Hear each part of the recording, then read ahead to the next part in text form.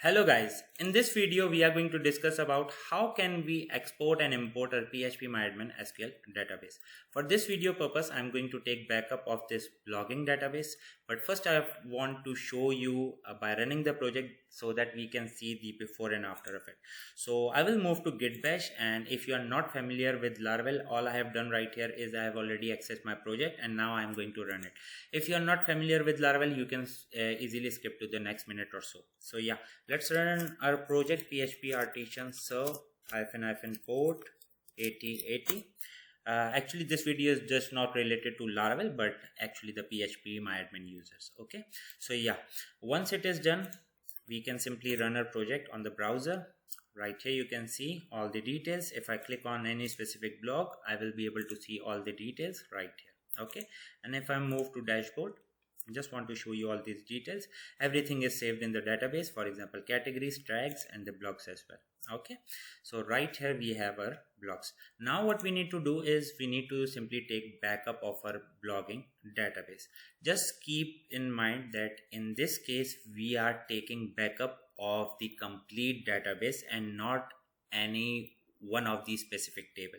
Just keep that in mind. When you are taking backup of the database, you are taking backup of all these tables right here which are inside this specific database. Just keep that in mind. So what you need to do is you need to click on the database itself. Okay, these are the tables and I'm just clicking the database itself, blogging. After that I can simply go to export, and you can see if I click on this database it includes all these tables. Okay, so now let's move to export. Okay, and then we have two options: quick display only the minimal options, and the second one is custom display all possible option. So if I select custom display all possible option, you have a selection right here, huge selection, and I'm going to ignore this one because we are going to go with the quick selection. But just keep that in mind. If you want to take backup of specific tables, you can select them as well using custom option, but in our case I will move to quick one. Okay, so quick display only the minimal options. Make sure the format selected is SQL. That's about it. Click on the go.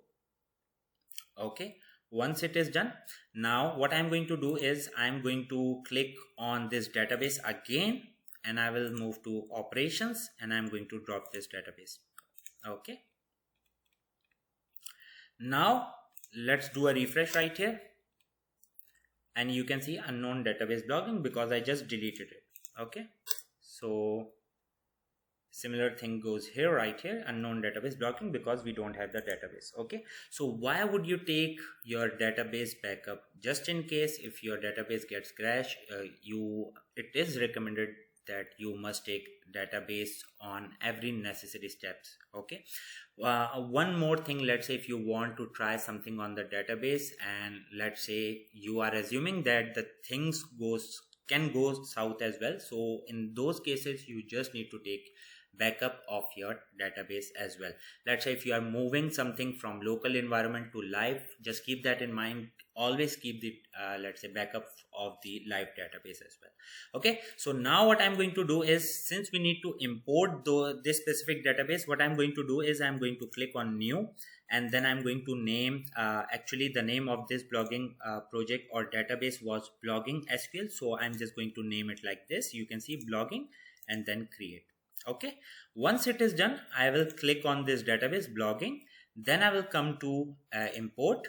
Okay, and right here choose file. I will choose a file which we already saved right here. You can see blogging.sql. Okay, so you remember we selected the format SQL, so that's why the name is blogging.sql. Okay, so everything remains the same, character set UTF-8 etc. Format, make sure it is SQL, and then just click on the go. Okay, it is going to take 3 or 4 seconds. Just wait for a while. Once it is done, you can see all the data you can see all the tables right here, and now let's do a refresh right here. Okay, so now we have our database recovered. Okay, just by using the backup. Okay, so import and export, that's why it is necessary. That's why I made this video. Okay, so yeah guys, that's about it from this specific video. I hope you guys like this video. If you liked it, please like, subscribe and share. Thank you, take care, and yes guys, be ready for the next one. Okay, take care.